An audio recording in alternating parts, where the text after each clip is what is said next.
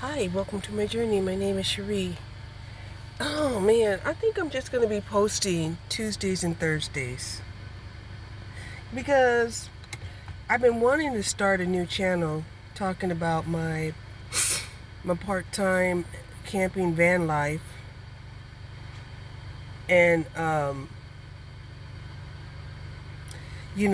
don't necessarily need that happening on my vlog because um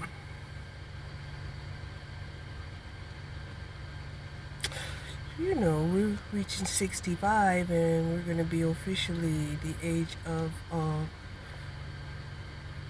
full-time retirement. Now, it's a shame that they did move the goalposts as far as the age of full-time retirement. But, um, what they say don't matter to me, okay? It does matter, but to me, it doesn't matter, right? Because, for me, I think once, you've worked like 40 years during your lifespan, that should be it. That should be it for you. Now, if they're raising the age of retirement because so many people waited until, they reached 24 or 26, to actually get into the workforce, and then they want to, retire at age 50, and it's like, excuse me, you only worked 20 years. Hold on. So anyway, been facing the dilemma, you can't really get out because, well, I can't. I can't get out because, number one, my starter, is fickle. Yeah, my starter is fickle. And I don't want to be stuck anywhere. So that's one of the reasons why, I haven't been able to put the van to work. Not to mention, the air conditioning, is not really properly working. And I'm definitely not going out, trying to do anything.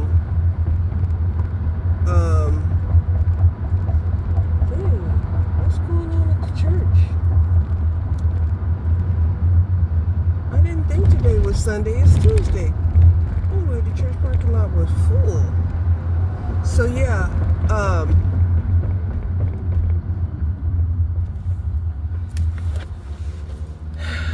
like I said, I haven't been able to, go out and do any dashing because of that. Don't want to be stuck. Each time I go out to my car, I have to cross my fingers and hope that it starts, right?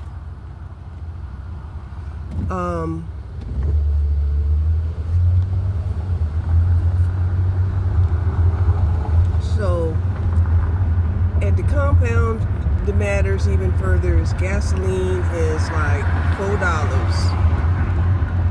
Okay? Just when I thought things was gonna be good, right? And that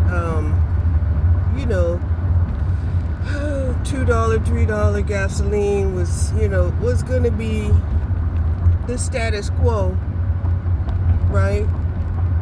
It's double that, right? It's double that. When I first got this vehicle, it was $20 to fill her up.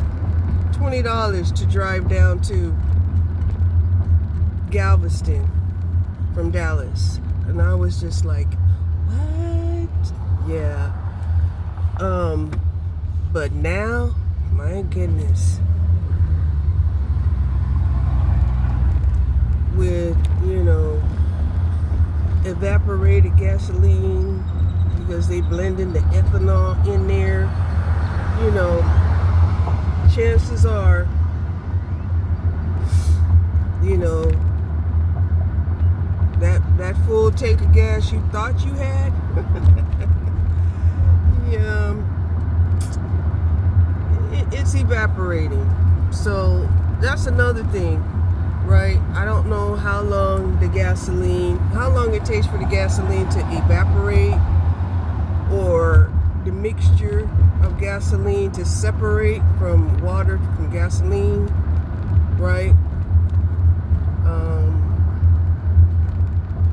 So that's another thing why, you know, I'm like, well, you know, you should at least don't go more than a couple of weeks or like that, you know, before you start that car up and drive it, you know, because you don't know how this petrol will break down.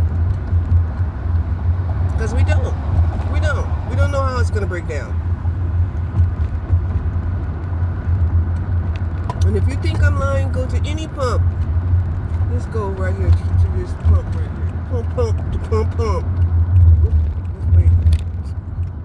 Go on the other side of the bus. Yeah, $4 a gallon.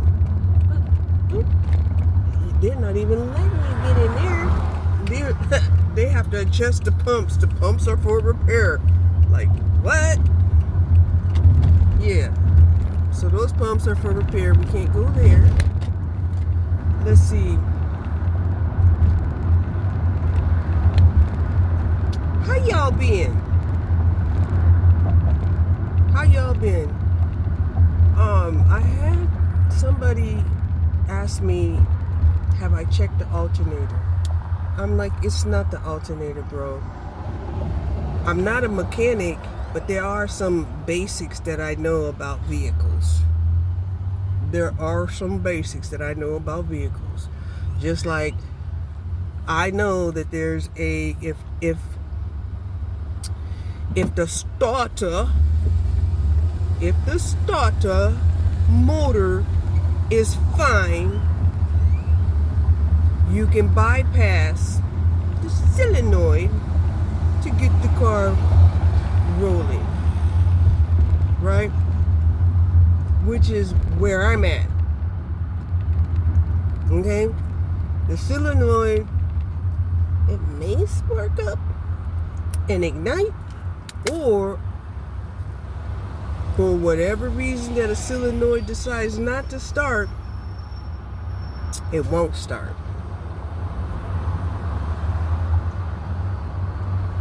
So that also has put a delay, but the weather has too, right?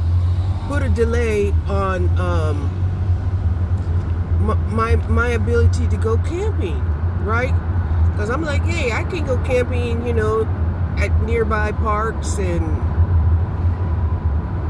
you know, reserves and stuff. I don't have to necessarily, you know, take a long trip, especially not at the beginning of my journey, right? So let me go take a look at these pumps. Here's another one. This is a Murphy Express pump. So here there is a sign that says ethanol free available. You think I'm kidding? I'm gonna show you. I'm not gonna turn off my car, mind you, but see that sign that says ethanol free available?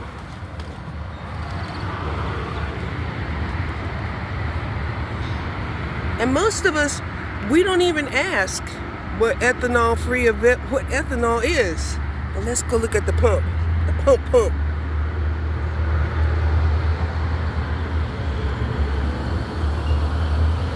Here, contains 10% or less ethanol. They say it's for clean air, right? This one here is ethanol free. Ethanol free is $4.87 a gallon. Regular unleaded is $3.93. Unleaded Plus is $4.36. Super is $4.66.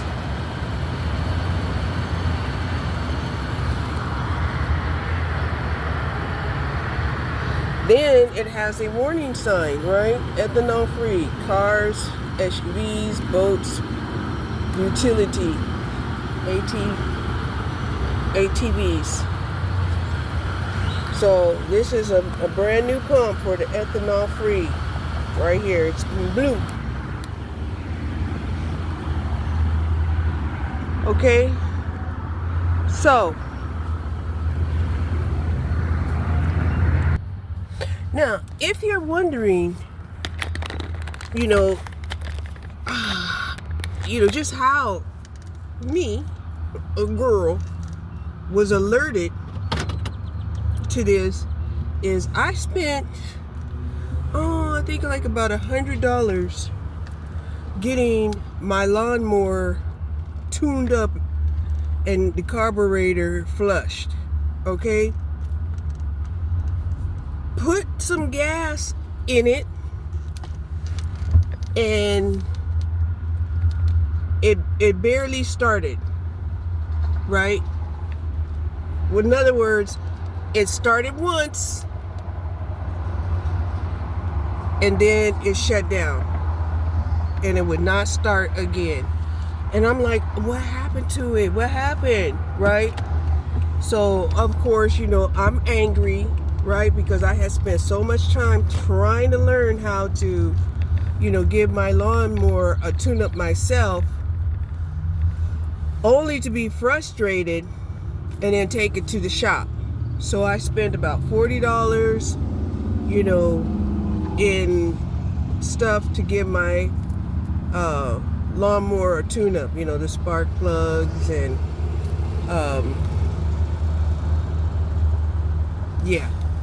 try to give it a tune-up myself.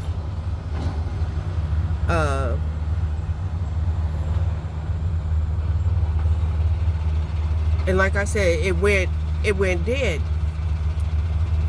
So I couldn't figure out, well, what's wrong with it? What's wrong with it? And I came across this video that was stating that, if small engines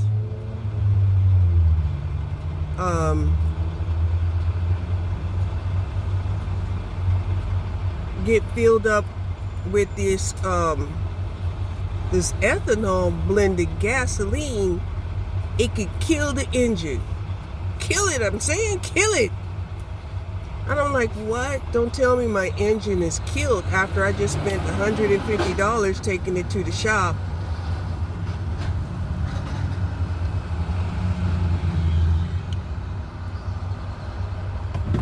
So I'm still not quite convinced the engine is dead. I'm not convinced. But I'm not going to spend money trying to get it fixed. So whatever was in the engine, maybe since it's been about a year now, maybe it will have evaporated.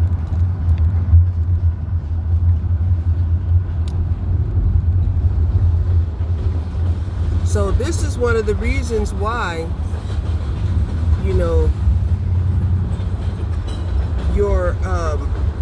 your mileage isn't going as far as expected also, right? Your estimated, mileage per gallon. See, and they have an extra sign for this too. Unleaded, ethanol, 15. So Murphy was 10. QT is 15%. Yeah. So that's probably what was going on at the 7-Eleven gas station where I was going to stop, is that they were adding that new pump feature of ethanol blended gasoline. Now, they're saying that it is for cleaner air. Okay, that's what they're saying. Right? But there's also caution. There's caution out here, and we're not aware what the caution should be. Right? What is the standard caution? You know, is the standard caution, you know, vehicles older than 2010 shouldn't, you know, take this ethanol free, or they should take the ethanol? They're not letting us know, but we know it's out there, and it's just a matter of time before it trickles down to us. What you don't want is you don't want to learn your lesson the hard way, right? You need to get on the internet and find out what will happen to your particular vehicle if, you know, you use gasoline that has ethanol in it, right? Because what you're actually paying for when you're paying that higher price that says ethanol, that means they're not supposed to contain more than, like QT, more than 15% ethanol, or Murphy 10% ethanol. Now, some people, they are opting, you know, to go to the electrical vehicles. I love electrical vehicles. I really do. The only thing I don't like about electrical vehicles is they want to charge more for an electrical vehicle than a gasoline vehicle. And, ooh, I'm sweating. And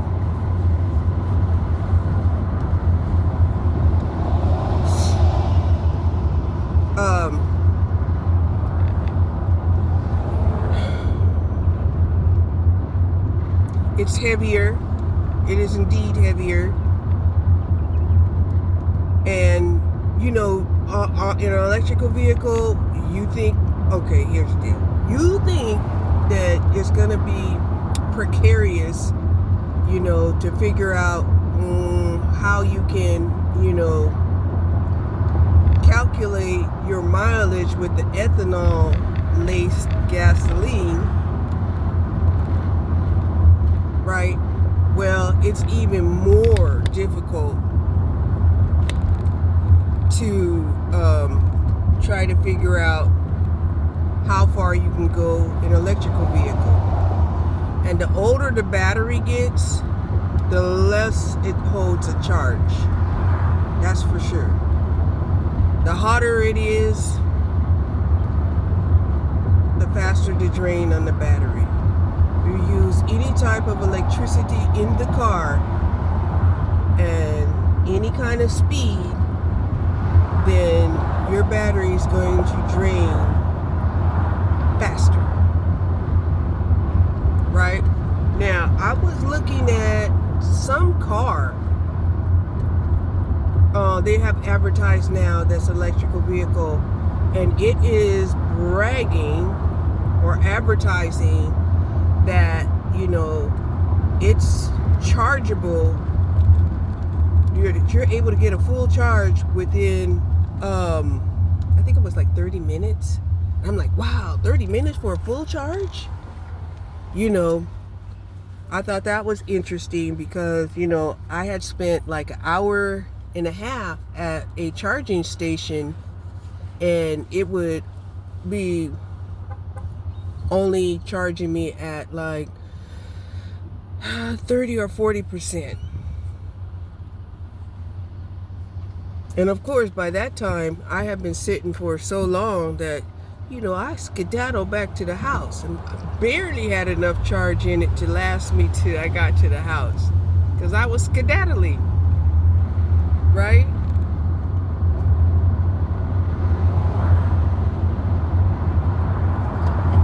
So, yeah. Today I'm drinking hot coffee. Ran out of milk and creamer. The last 2 days I tried drinking black coffee. I was able to do it. I was. Basically because they were saying, drink 16 ounces of water and 2 cups of black coffee, and this should get your metabolism going just right. And I tried it and it did. Only thing is that, my schedule was off, right? Because it was when I woke up, but it wasn't in the morning. Yeah, these days when I'm, not on a schedule, you do what you want to do when you want to do it. And, yeah, that's how that goes.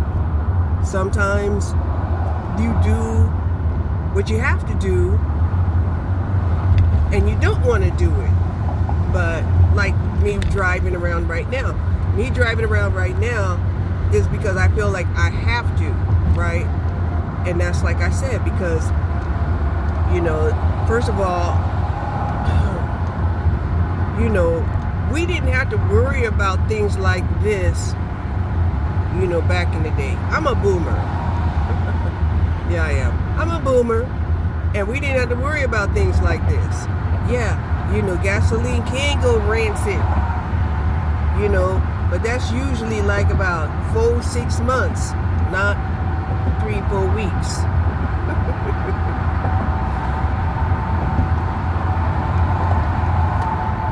So anyway, that's why I decided what I'm gonna do is, at least try to make sure that, number one, the car will still start. Oh my God, I had a whole complete dream that somebody had came to my house to repossess the vehicle. Yeah, I had a whole dream about that. That's why I woke up and said, oh my gosh, should I get out there and try to do some DoorDash or, I keep getting emails from them, telling me, come back. And I'm like, yeah, but when I was there, y'all dogged me. Y'all treated me bad. Y'all was taking me on these, y'all was sending me on these hour fucking, trips, and then telling me I'm taking too long, right?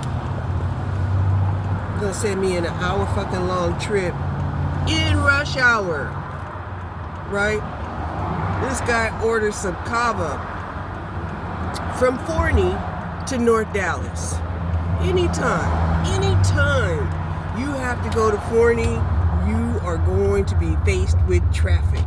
I can't even figure out what the hell was that about. I can't.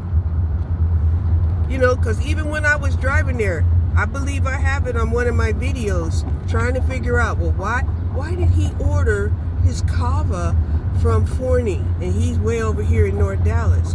And I'm saying to myself, it seems like even, the kava that's, right over here in, North Dallas by the Arboretum. Oh wow, they went right through that red stop sign. Shit. I'm gonna make sure these people stop. I don't know why that car just went straight through a stop sign. And I'm like, what?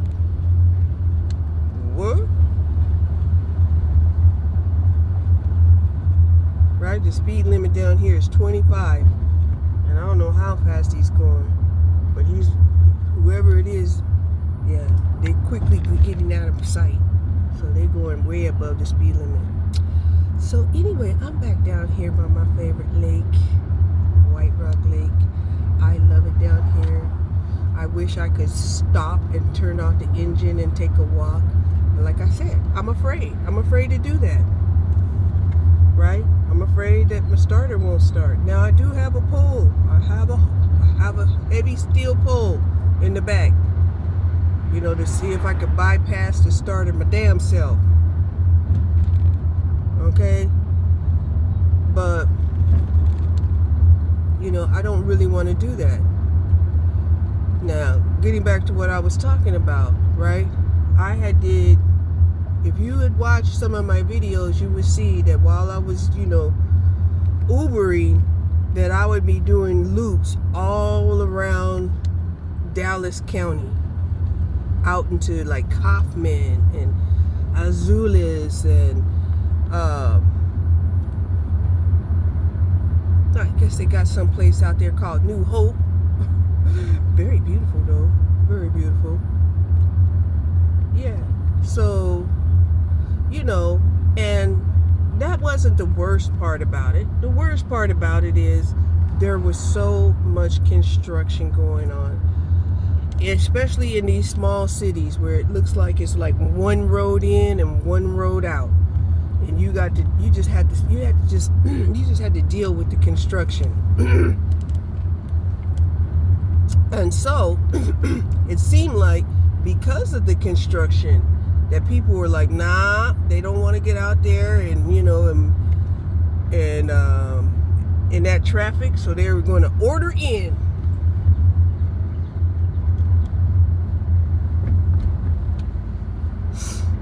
I don't know why I'm sweating so much. It's 72 degrees. Accepting bids, 2.2 acres.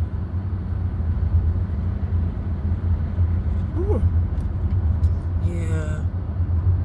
So, you know, a lot of people are fronting like they got, you know, they got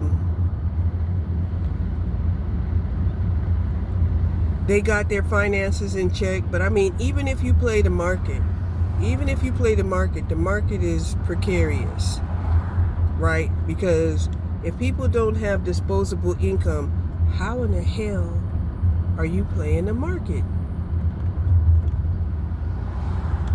Right? So that's one of the reasons why so many of them are trying to go back to, well, you know, people need energy. Right? People need energy, so they want to make investments in energy, right? And so, as you know,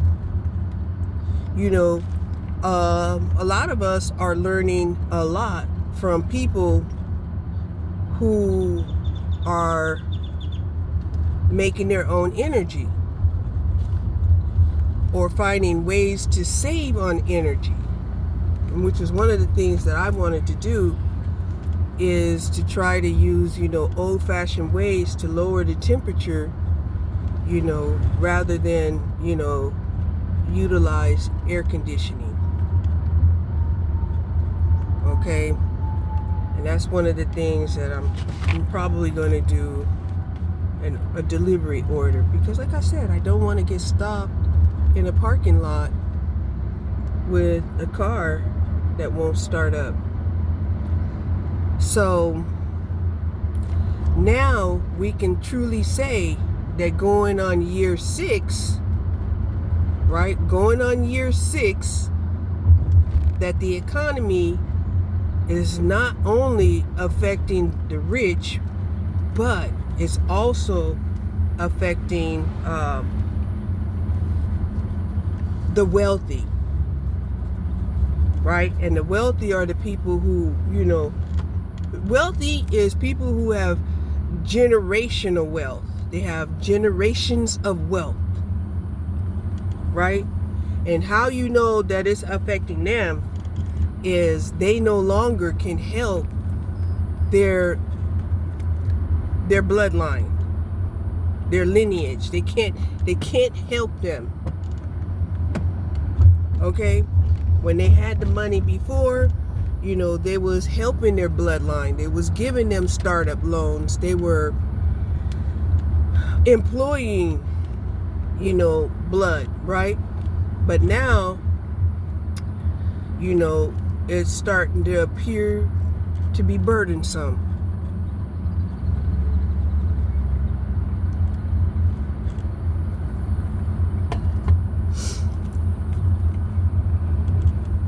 So we've been having a lot of rain, right? And it's a beautiful thing to have rain, because you know you don't want to just go through a summer of drought. Right? We're gonna come up on summertime here pretty quick, real quick, and we don't want to be in a drought. Oh my gosh, there's my house. They're almost finished with it.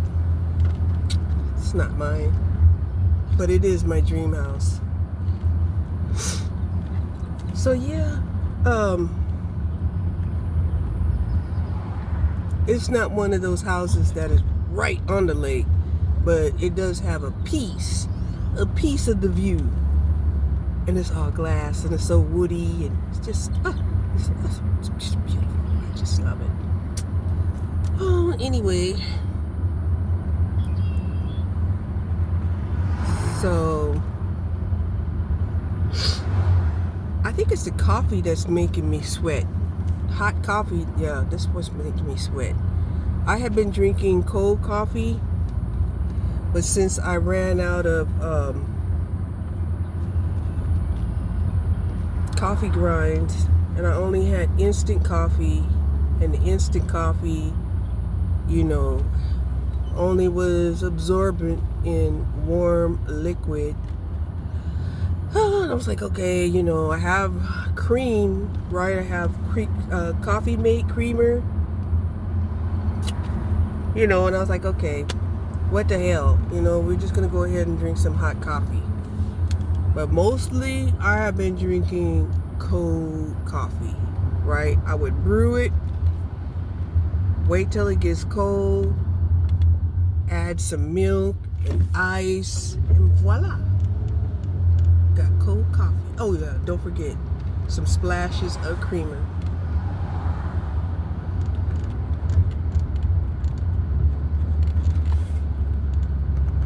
So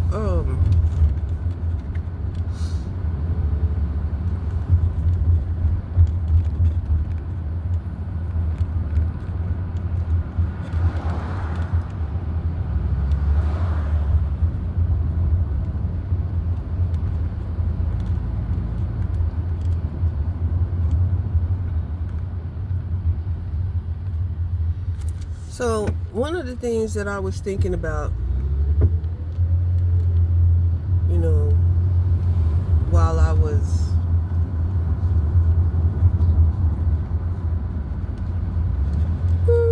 healing, because I'm still healing. I'm healing from, you know, things that have happened in my life.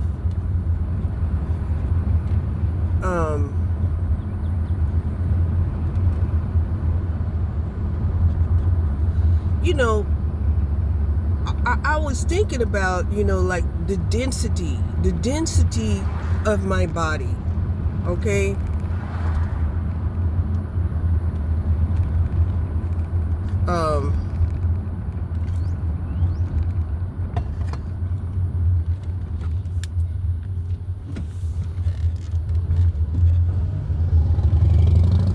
And how stout I am. I'm really very, very, very stout. And it made me think about, well, in order for, you know, my body to actually carry, you know, all this stoutness, is, you know, I also have to have, you know, thick, or at least dense bones, right? And then I was thinking about, oh, that's right, you know, our bones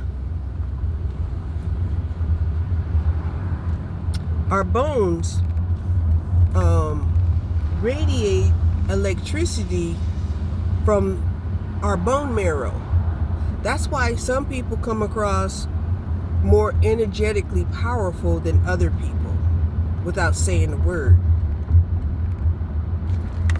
Right?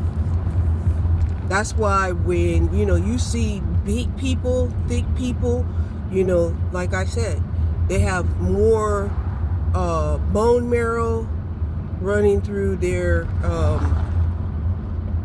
dense bone skeletal system than other people, right? And that also would be the difference between, you know, being stout and being fat. Now, fat people, they can have regular skeletal system. Okay? But, you know, people with broad backs,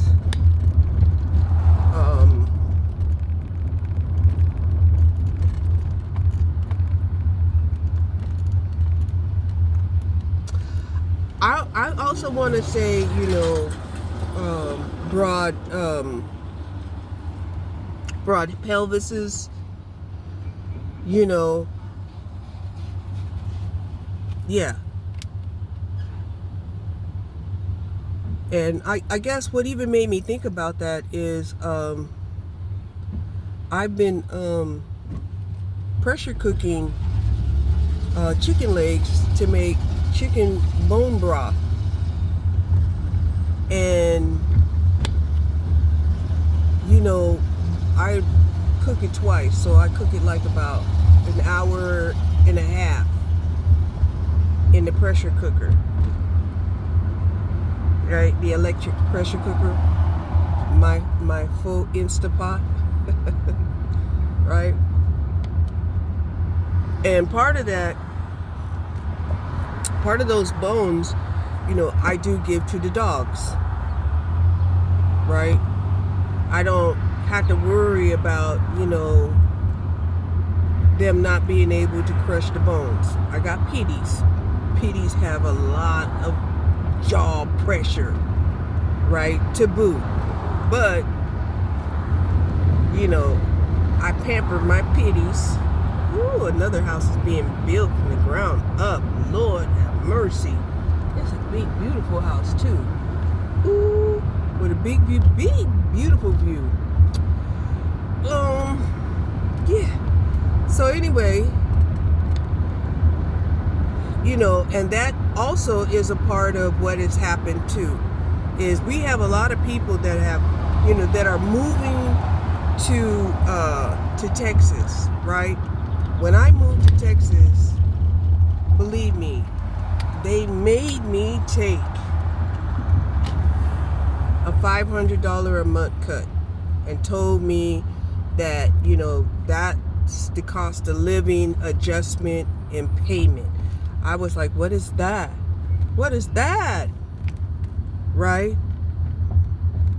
Who authorized that? Right? And the reason why I'm saying that is because when I transferred over here, I was with the international company, which was Alamo. Actually, Alamo at that time, was international. So I couldn't understand, you know, what the hell they was talking about, you know, cost of living adjustment when it came to employment. Okay?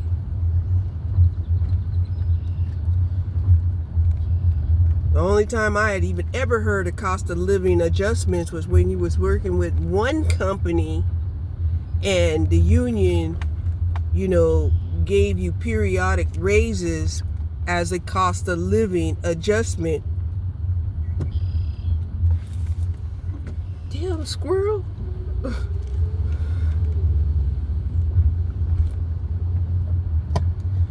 you know, as part of the contract.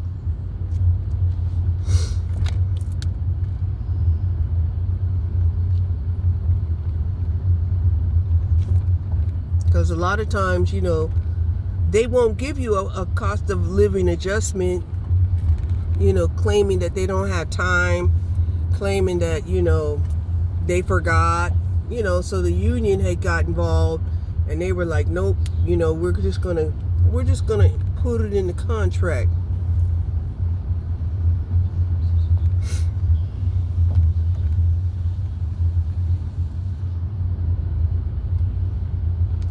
But, you know, along with, you know, our human rights, you know, we're also losing, you know, our credibility, right? We're going to lose credibility if we don't honor our contracts. If we keep breaching, if they keep breaching, you know, the contracts that they make, right? But then want to turn around and force other people to keep their contracts, right? Let me give you an example. For instance, I'll just talk about the TSA, right? The TSA was forced to work without being paid. Personally, I don't understand this system that they have allowed to happen, where they will make people suffer instead of putting that credit where the credit belongs, right? The credit to pay, right? If a company owes you money, right, they're the ones that are supposed to be accumulating the credit. They're the ones that are supposed to be jeopardized, not their employees. Their employees are supposed to get paid for the work that they do. So that was violation number one. Violation number one was people was forced to work without getting paid, right? This is like slavery at the diabolical level, right? Because isn't that what slaves do? Slaves have to work without getting paid. They're saying, no, it's not slavery, because they're eventually going to pay you. They don't know when, but they will. What? So, I don't know why we've allowed this to happen. And I really don't know why, you know, we haven't, you know, chopped off the heads of these snakes, right?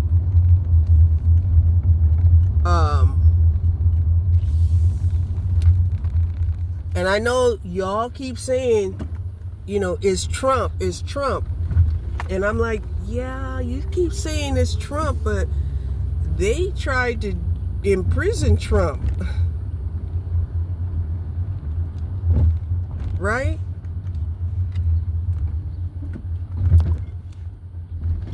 You know, you say it's Trump, but Trump has, you know, Trump has international status that most people don't even have. I wanted to get out so bad and pick me some of those wildflowers. They're so pretty. But I'm not.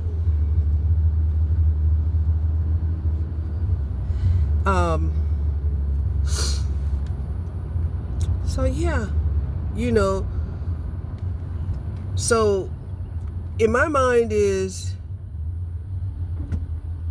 you know, Trump, you know,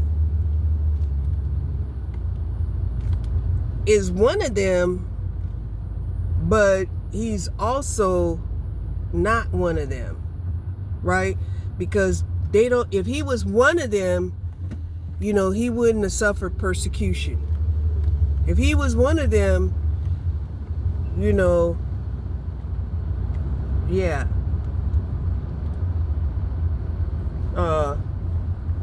Oh, I am sweating galore. This coffee is doing its job.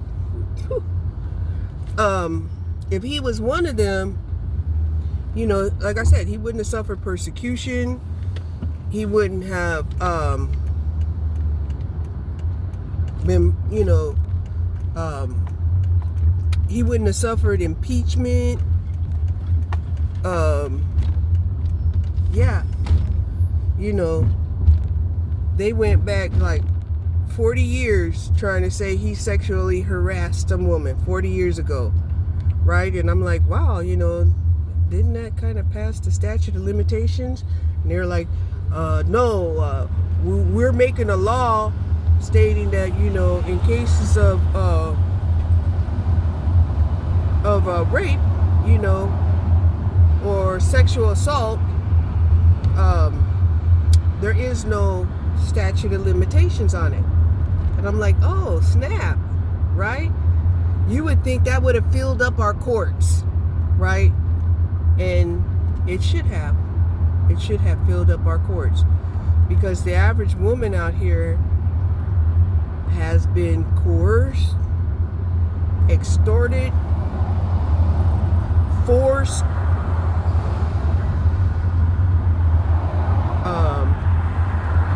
and for sexual for the sexual gratification of men, right? And this whole thing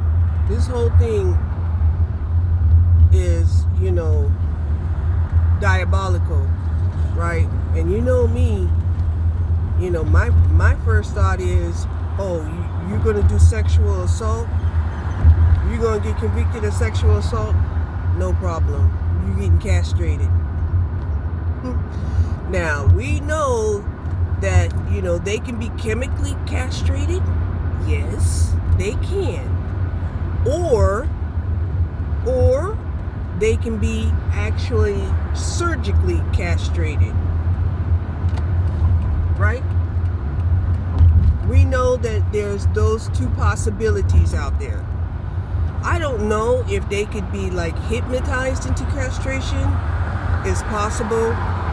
But to me, that definitely is something I would definitely consider bringing back into law. Right? Now, they still castrate women in Africa. Yes, they do. Also, under severe circumstances where, like, say, a disabled woman who's mentally challenged, can't defend herself from men skeeting all over her and causing her to be pregnant after pregnancy and then abandoning her, and she's bringing, at-risk babies in the world, right? They will definitely, put, chemical castration on her, with the implants, or, surgically tying her tubes, or removing her womb. I was watching this video of this one lady.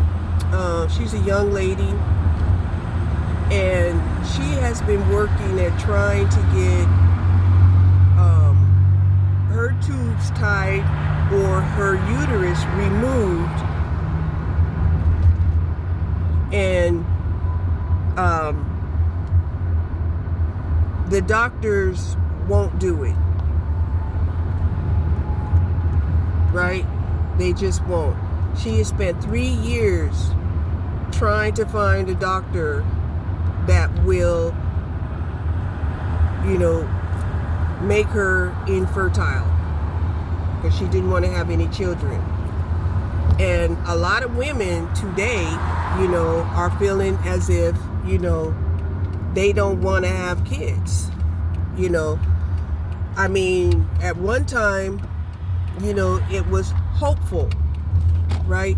It was hopeful that even if, you know, you were forced or coerced or lied to get into a relationship, you know, and the men, you know, they don't want to wear protection. They don't want to, what is that?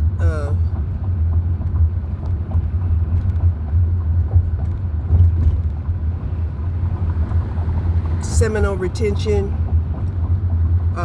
pull out, you know, had the woman check to see if she's ovulating. None of that. They don't want no responsibility whatsoever, you know. If the woman gets pregnant, you know, they don't want to put her on, you know, their medical. They don't, or pay for their medical, or, I mean, nothing. I mean, you know, it's serious. It's very serious. So then, you know, we have all of these women out here who probably don't have medical, because a lot of them are not working them kind of jobs, right? Because if they was working a job with medical, they might even have, you know, what they call maternity leave. I mean, maternity leave. You know, a few weeks off, you know, to have a baby. And the maternity leave, you know, is given whether or not you're married or not. You don't have to be married. It's a job situation. So,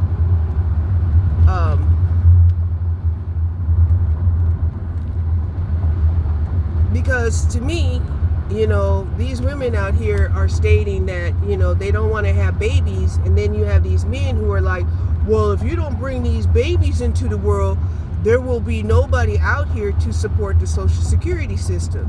And we're like, we don't believe that, as long as we know we have wealthy and rich people out there. They're the ones that are going to have to start, you know, paying, you know, to sustain our country, or get the fuck out. Yeah, right? And a lot of them, they're picking up, you know, they're scared, right? They might have two homes, right? They might have a home here in America and then a home somewhere else, right? But this is where I believe Trump has went wrong. Trump should be trying to put into place, you know, to tax the wealthy, because they've truly, you know, wrecked our economy. Dang, that Starbucks, is it out of business? It sure is. That Starbucks is out of business. It was new. It was fairly new. Nice building. It didn't last very long at all.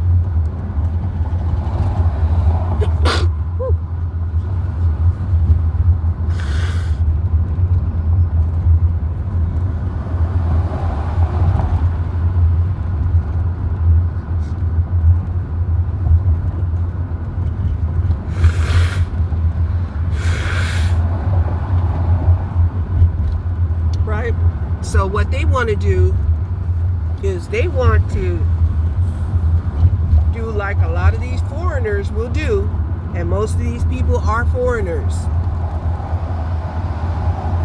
right? They don't really consider America home, especially if, you know, well, the Europeans and the Africans, they don't consider this home, right? Instead, they come over here, they make money, they call the Americans demons and heathens, and then they send their money back home. Now, I didn't say Mexico, but Mexico does that too. Only difference is Mexico doesn't really call them, you know, what do you call it? Demons and heathens. They don't call them that. But they do send their money back home.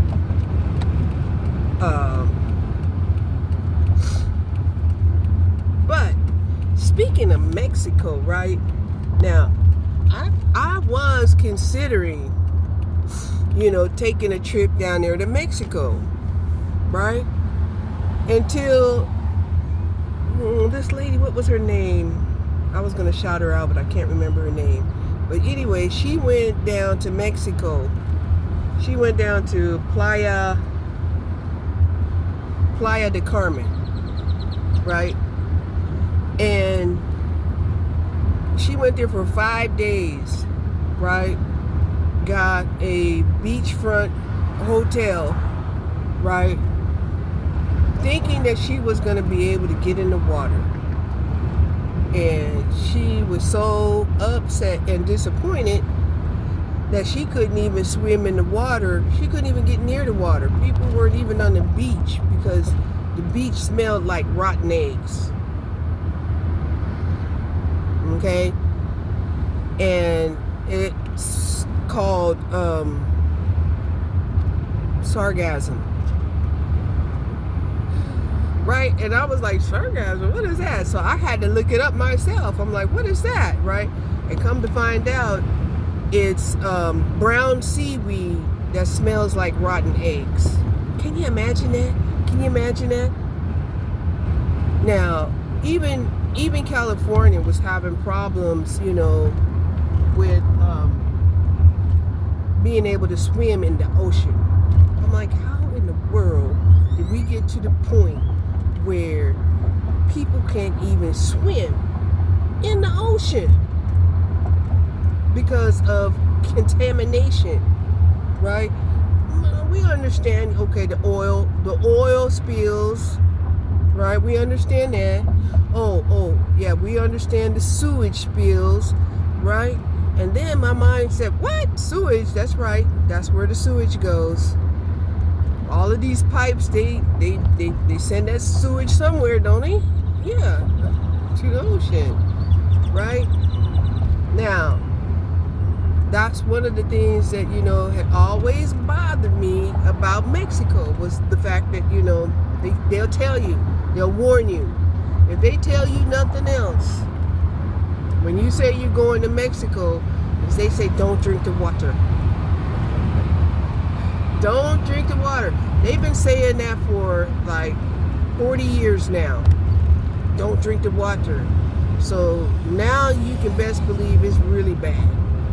I mean, damn, after 40 years, now you can't even get in the water.